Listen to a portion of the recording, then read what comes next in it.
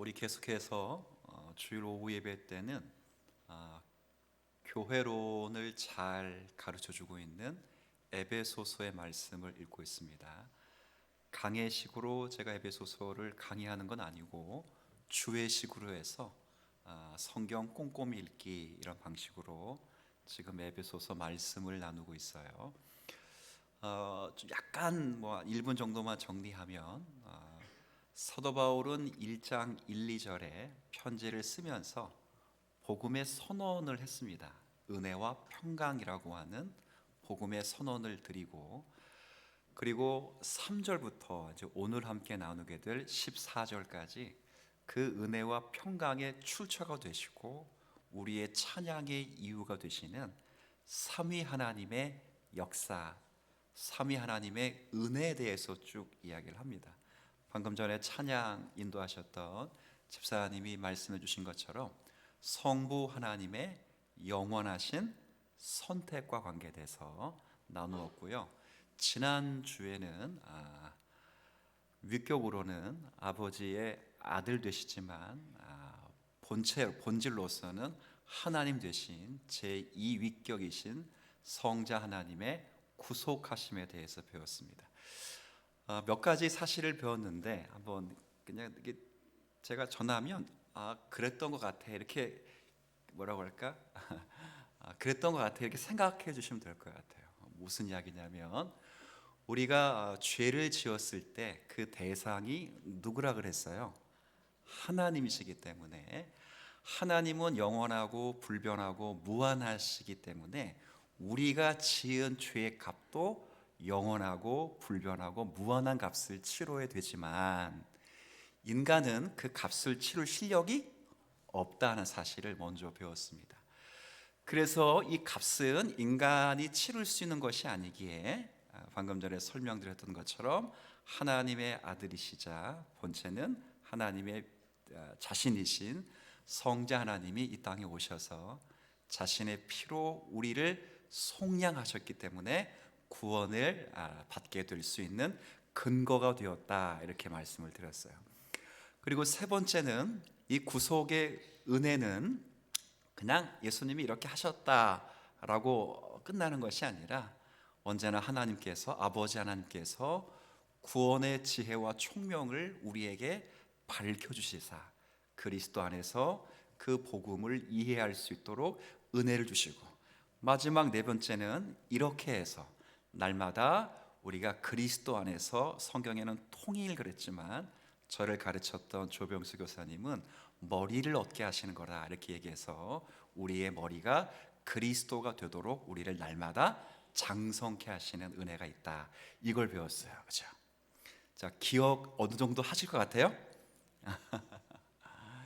미국 건국의 아버지이시자, 미국의 유명한 정치가이자 경제가이자 과학자이신 벤자민 프랭클린을 말하기를 뭐라고 말하는 줄 아세요?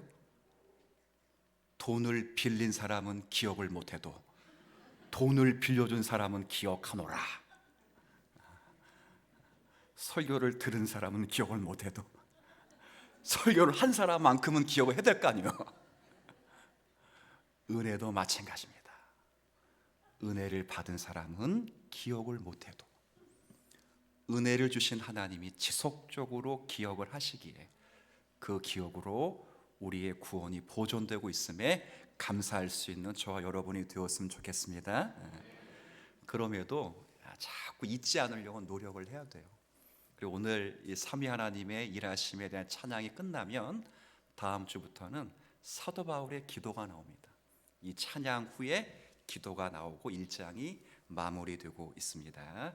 자, 오늘은 이제 성자 하나님의 구속하심까지 배웠으니까 마지막에 성령 하나님에 관계된 이야기를 좀 나누려고 합니다. 성령 하나님과 관계돼서는 두 가지에 대해서 배울 거예요. 몇 가지? 아까 찬양했었던 집사님이 미리 광고를 해주셨어요. 무엇과 무엇? 시작.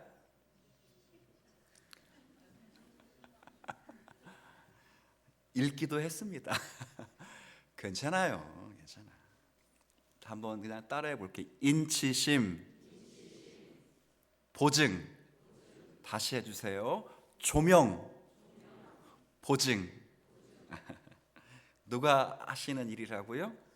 네, 물론 삼위 하나님의 역사이시지만 그 대표 속성 가운데 위격으로는 성령 하나님이 하시는 일로 돌려지는 사역입니다.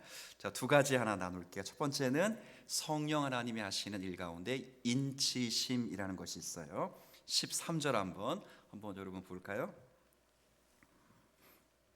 제가 읽겠습니다.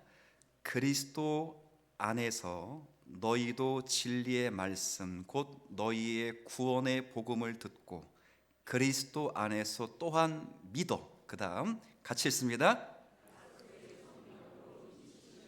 네, 약속의 성령으로 뭘 받았다고요?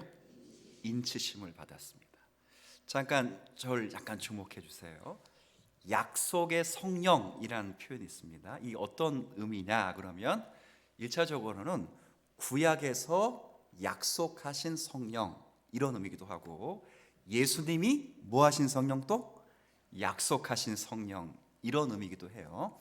근데 문맥상은 이런 의미이기도 보다 여기 있잖아요.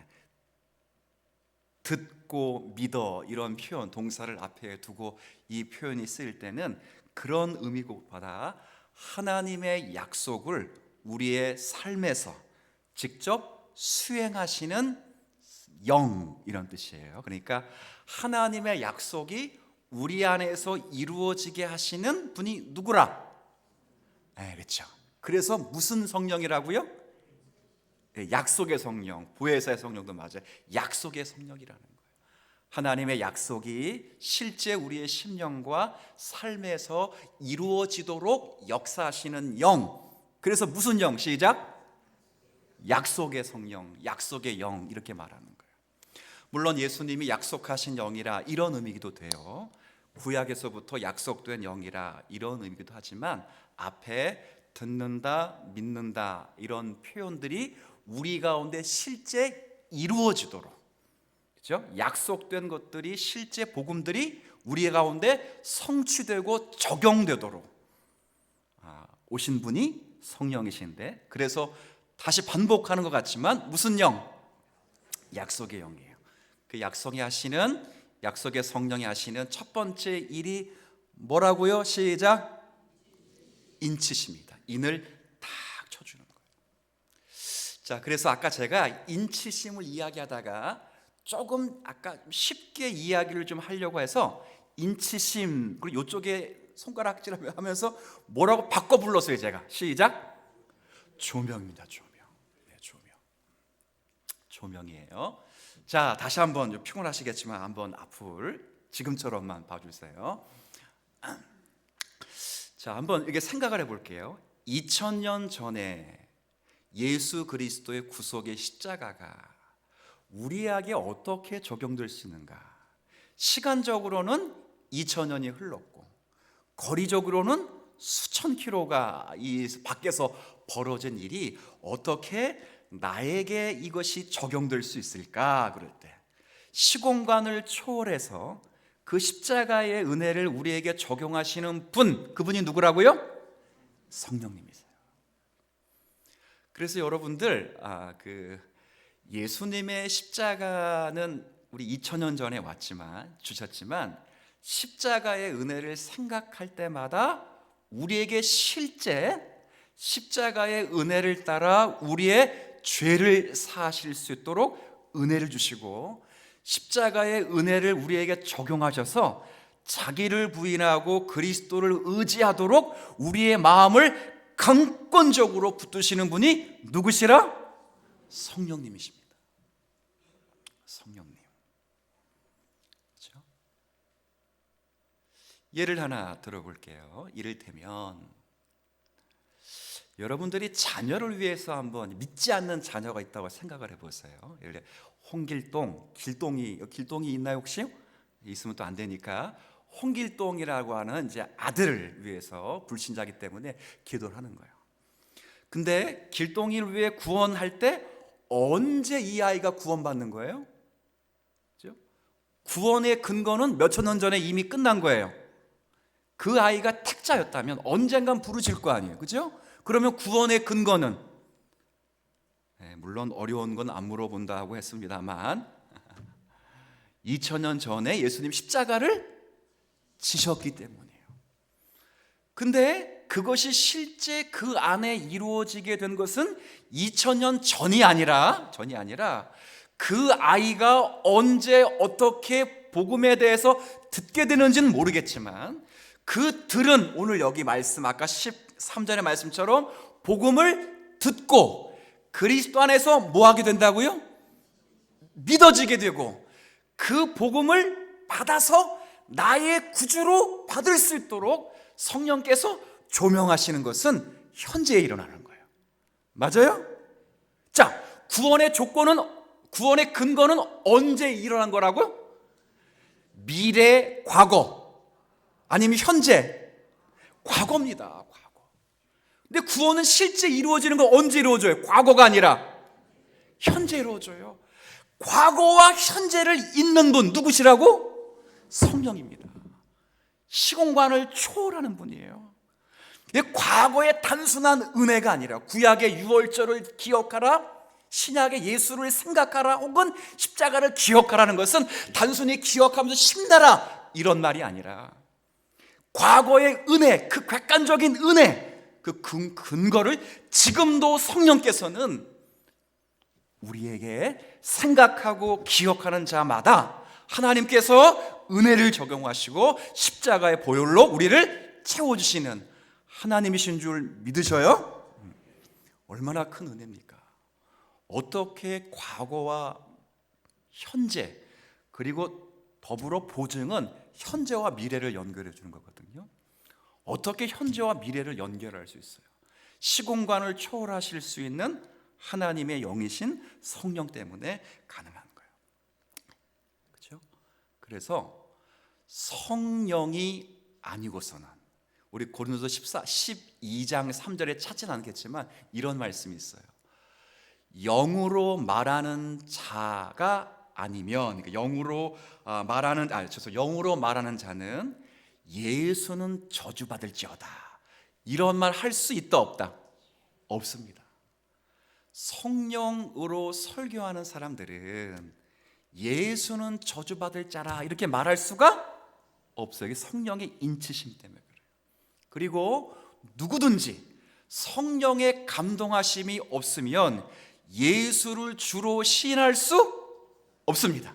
자, 두 가지를 못해요. 영으로 말하는 사람, 그게 전도든, 원래 전도가 설교거든요. 1차적으로 설교를 잡을게요. 제가 설교하는데 성령으로, 성령 안에서 진리를 밝히는 사람이라면 예수는 저주받을 사람이라 이렇게 말할 수 없고, 여러분이 성령의 인치심, 성령의 조명하심, 감동하심이 없다면 어느 누구도 예수를 그리스도이시다, 예수가 구원자이시다 이렇게 말할 수 없습니다. 자, 그럼 거꾸로 예수가 구원자다 이렇게 말할 수 있다면 여러분 가운데 누가 임하신 거예요? 자, 묻습니다. 이제 묻는 거예요. 예수 그리스도가 하나님의 아들이시며 우리의 구원자이시며 우리의 주이심을 믿으십니까? 네. 여러분 마음속에 누가 와 계신 거예요? 자, 두 번째 묻습니다. 성령으로 그러면 충만하십니까?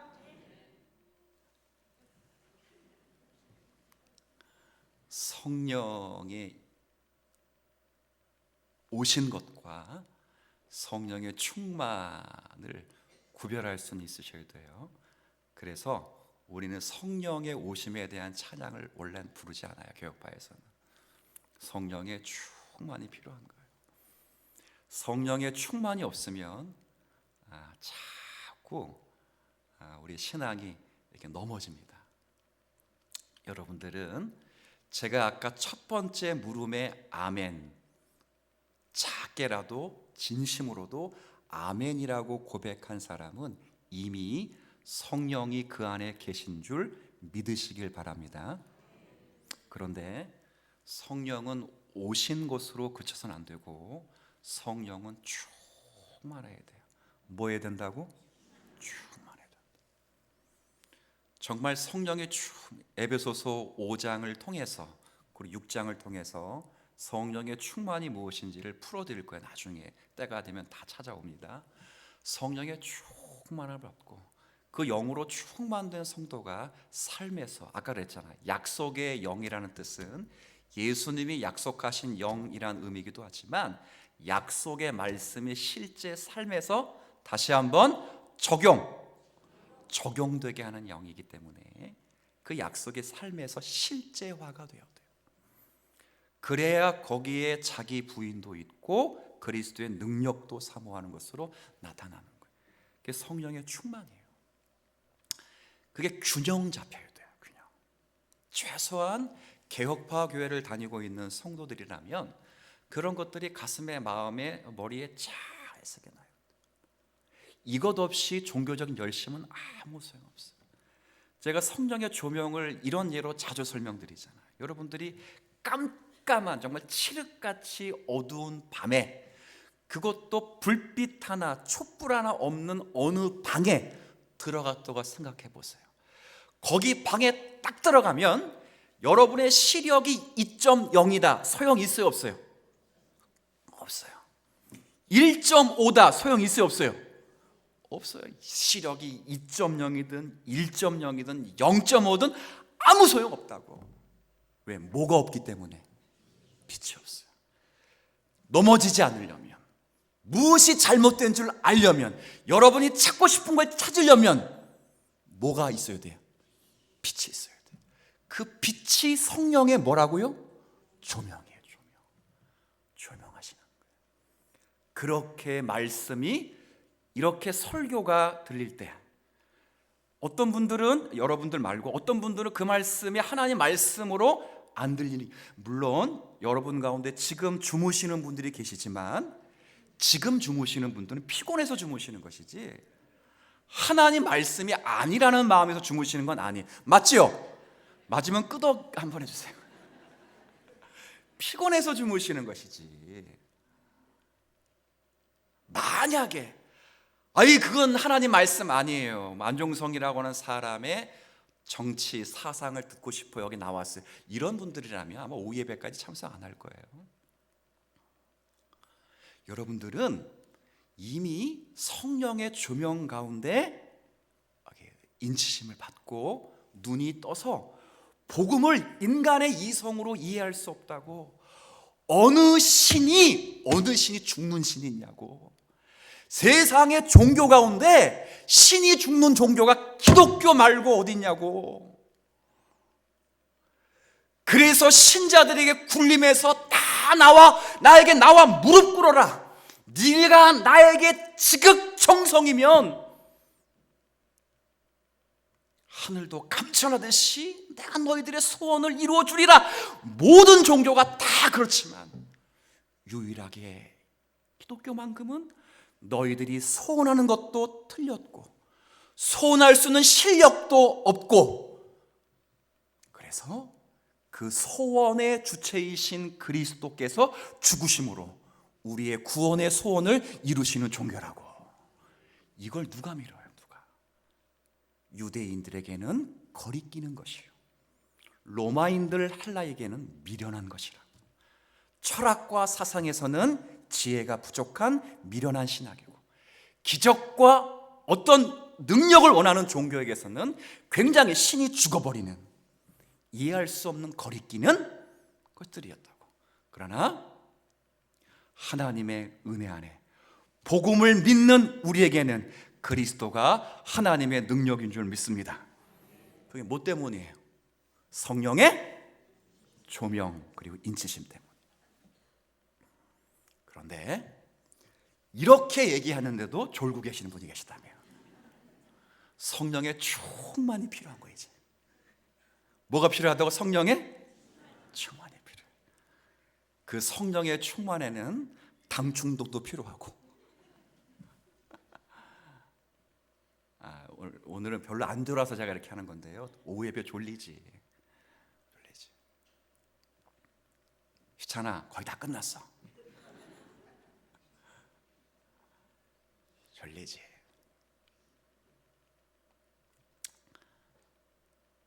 성령의 충만은 어제 일찍 주무시고 오늘 일찍 일어나서 찬물에 세수하고 아침에 일어나서 예배 잘 드리게 해달라고 기도한 사람이 성령에 뭐한 사람이라고요? 충만한 사람. 목사님 되게 뭐라고 할까? 영적이지 못하다 이렇게 말할 거야. 맞아요. 되게 성령이 충만해요.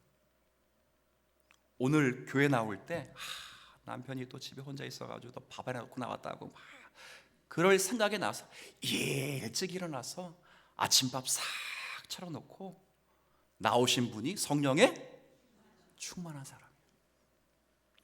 오늘 일해도 되는데 오늘 일하면 막 수당이 막 뛰어오르는데 그래도 하루를 손해보고 오늘만큼은 내가 하나님 앞에 예배드리겠다라고 결단하고 오신 분이 충만하신 분.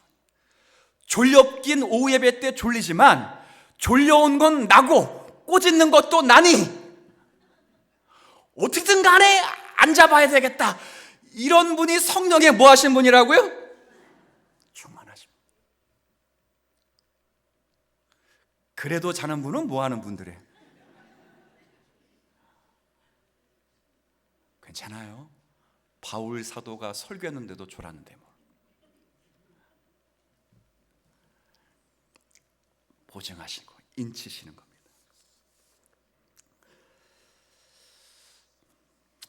예수님 말씀하셨어요. 진실로 너희에게 이르노니, 예수님도 맹세하십니다. 진짜로 내가 말하는데 너희가 거듭나지 아니하면 하나님의 나라를 볼 수. 자, 하나님 나라 보려면 뭐부터 해야 돼요? 열심히 기도해야 돼? 아닙니다. 하나님 나라 보려면 열심히 성경 읽어야 돼요? 아닙니다. 하나님 나라 보려면 열심히 헌신해야 되는? 아닙니다. 하나님 나라를 보려면 먼저 거듭나야 되는 줄 믿습니다. 이건 우리의 소관이 아니에요. 원하는 자의 모습도 아니고 달리고자 하는 자의 원도 아니라 부르시고 거듭나게 하시는 하나님의 은혜인 줄 믿습니다. 자, 다시 여러분 성령의 조명과 인치심 받으셨습니까? 네, 그러면 이제 앞으로 뭐가 남았어요? 성령의 충만. 자, 두 번째. 자, 인치심 갖고 14절 여러분 한번 읽어 주시겠어요? 시작. 이는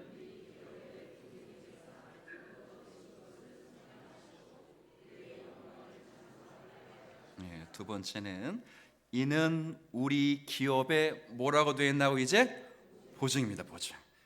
자, 한번 앞을 보십시다. 보증이 뭐 하는 거죠? 손에 아직 넣지 못한 것을 안전하게 마련해 주는 장치입니다. 그죠? 제가 사전 찾아왔는데 한번 읽어볼게요. 보증은 어떤 사람 또는 사물 등에 대한 사항을 책임지고 증명하는 행위라고 되어 있어요. 그러니까 책임지고 증명해 주는 거예요. 무슨 말이냐? 우리가 실체를 이미 다 받았다면 보증할 필요가 있어요, 없어요? 없죠. 여러분 계약금 치르고 집에 들어가면 집을 샀어요? 그럼 보증금이 더 이상 필요 있어 없어요? 없죠. 똑같다고 하나님이 우리에게 이미 구원을 주셨지만 그 구원의 완성을 여기서 다 완전히 누리지는 못해요. 근데 이미 시작하셨으니 그 구원이 완성될 것이라 그러니 믿으라. 하나님이 책임지고 내가 책임지고 역사하실 것이다 약속해서 나에게 주신 게 뭐라고? 누구라고? 보증이 누구? 성령님이십니다. 성령님이 우리 안에 계셔요. 그래서 왜 그렇게 하셔요? 왜? 여러분 우리가 하나님께 받은 약속과 세상의 현실 사이에는 너무도 차이가 많거든. 이 예가 적합할지는 모르겠지만 여러분 왕자와 거지라고 하는 동화책 이야기 아시죠? 만화로도 TV로도 이렇게 많이 나왔을 텐데 하루는 왕자가 호기심에 이렇게 차서 자기랑 비슷하게 생긴 거지와 옷을 받고 있습니다. 그래가지고 잠깐의 이제 무료함을 달래기 위해서 거지 행사를 해서 가는데, 이 거지 행사를 한 사람이 원래 누구였어요? 한나라의 왕자였습니다. 그런데 부모님이 못 알아봐서 얼른 가서 동양에 오라고 이 거지를 엄청 때리는 거예요, 아들을. 근데 맞으면서 자기는 누구라고? 근데 안 알아줘요. 그리고 여러 가지 에피소드를 막 그렇게 하면서 막 힘들 때, 막 억울할 때 자기가 누구라고? 왕자라고. 그런데 사람들이 알아주지? 똑같아요. 여러분도 하나님의 왕자라고요. 하나님의 왕 같은 제사장들이라고. 내 세상이 알아준다, 못 알아준다? 못 알아줘. 왜? 몰골이 안 좋아. 왕자가 거지의 옷을 입고 꾸짖으하니 아무리 항변해도 사람들이 믿지 않아. 세상을 살아가는 크리스찬이 아무리 정결할지라도 세상이 볼 때는 누더기처럼 보이는 거예요. 손가락질하죠. 네가 무슨 하나님의 자녀냐, 너까짓 게 무슨 하나님의 백성이냐. 그래서 우리가 스스로 자멸합니다. 정말 내가 하나님의 자녀가 맞을까? 하나님은 나를 왕같은 제사장으로 삼으시고 그리스도의 완전한 성품에 이르기까지, 그리스도의 인성을 닮아가도록 신의 성품을 담도록 우리를 빚어가시는데, 과연 그리스도의 재림하실 그날에 내가 그와 같이 될 것인가? 라는 의문을 가질 때, 그래, 너 실력이 아니라 내가 책임질 거야 하고 우리에게 믿으라고 보증으로 보내주신 분이 누구요? 성령님. 성령님. 그래서 우리 안에 역사하시는 거예요. 제가 이 이야기를 왜 드리냐면, 한국 교회는 성령님에 대해서 굉장히 오해를 많이 했어요. 무슨 오해를 하냐면, 여러분들 이런 오해가 100% 잘못했다 이렇게 말하기는 어려워도 오해입니다. 한쪽 면만을 자꾸 강조하는 건 잘못된 거예요. 성령이 오면 능력을 받아가지고 초자연적인 역사가 막 이루어지는 거예요. 성령이 임하면 막 문제가 해결되고 앓던 병도 다 낫고 사업도 일어나고, 좀만 하면 막 아멘할 것 같아 막. 그런데 문제가 다 해결되면 그건 보증이 아니죠. 그건 실체지. 성령님은 뭘로 오셨다고? 보증으로 오셨다고. 예수를 믿어도 넘어지기도 하고, 예수를 잘 믿는데 병에 걸리기도 하고, 정말 주님을 위해 충성되이 살려고 하는데 사업에 미끄러지기도 하고, 나는 정말 제대로 살아보려고 하는데 오해를 받기도 하고 갈등 속에 파묻혀 있다고. 성령이 오신다고 해서 갑자기 환경이 바뀌지 않고 마치 멸망의 길로 아슬아슬하게 걸어가는 듯한 우리의 모습들이 보이기도 한다고. 그런데 성령님이 우리 가운데 오셔서 그 환경을 걸어가지만 환경에 파묻히지 않고 그 환경을 통해 하나님의 역사를 누릴 수 있도록 우리를 붙들어 주시는 보증이 하나님의 영인 줄 믿어요. 얼마나 감사합니까? 성령님 자꾸 오해하면 안 돼. 그래서 성령의 또 다른 이름이, 방금 전에 아까 설교 초두에 장로님 한 분이 말씀해 주신 것처럼 한번 따라해 볼게요. 보혜사. 보혜사, 위로자입니다. 위로자. 우리 성경 한 구절 읽을 텐데 한번 보세요. 얼마나 우리를 잘 위로해 주시는지. 오전에 읽었던 것처럼 로마서 8장 한번 가볼까요?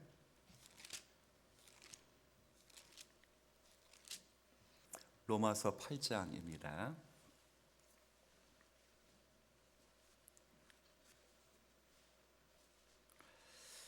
23절부터 28절까지인데 23절부터 28절까지 교독하도록 해요. 너무 잘하시는 말씀인데 제가 그냥 쭉 해도 좋지만 그냥 한번 읽기 위해서 하는 거예요. 자, 제가 먼저 읽고 교독합니다. 그뿐 아니라 또한 우리 곧 성령의 처음 읽은 열매를 받은 우리까지도 속으로 탄식하여 양자 될 것 곧 우리의 몸의 속량을 기다리느니라.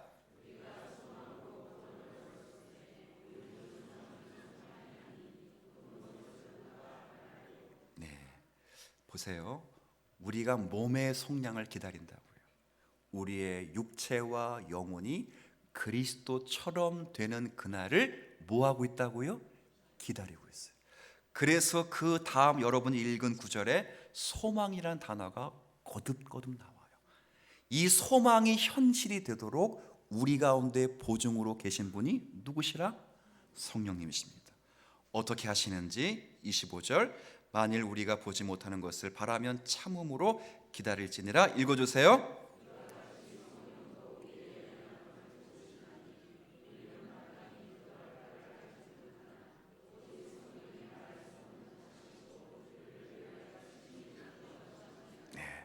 마음을 살피시는 이가 성령의 생각을 아시나니 이는 성령이 하나님의 뜻대로 성도를 위하여 간구하심이니라.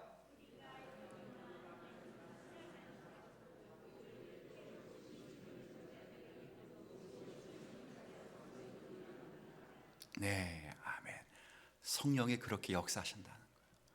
성도가 가는 곳마다 문제가 해결되는 사람이 아니고요, 문제가 산더미 같아도 소망을 잃지 않고 그 길을 묵묵히 걸어갈 수 있도록 성령께서 저와 여러분을 위하여 탄식하시기도 하시고, 기쁘고 즐거운 일뿐 아니라 슬프고 괴로운 일조차도 우리 이 모든 일을 동원하여 합력하여 선을 만들어 그리스도의 장성한 분량에까지 자랄 수 있도록 우리 가운데 역사하시는 하나님의 영인 줄 믿습니다.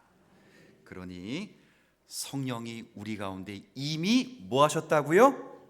오셨으니, 임하셨으니 이제 성령이 개입된 모든 인생은 한 번만, 이건 꼭 해야 될 거예요. 따라해 주면 좋겠어요. 뭘 하든지 되는 놈이다. 우리는 뭘 해도 뭐 하는 사람이라고요? 되는 사람입니다. 성령이 오시기 전에는 뭘 해도 망가질 사람이었습니다. 심판을 차곡차곡 쌓아서 지옥의 티켓을 촥촥촥 쌓는 사람이었지만, 성령이 오면 어떤 일이든 무엇을 하든 뭐 할 사람이라고요? 될 사람입니다.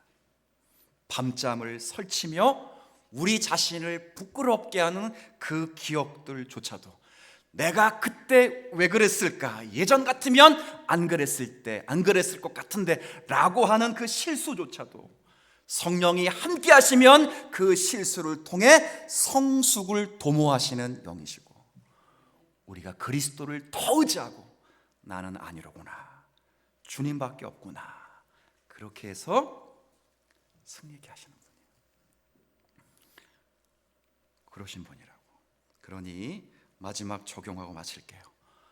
두려워하지 마시고, 아까 그랬잖아요.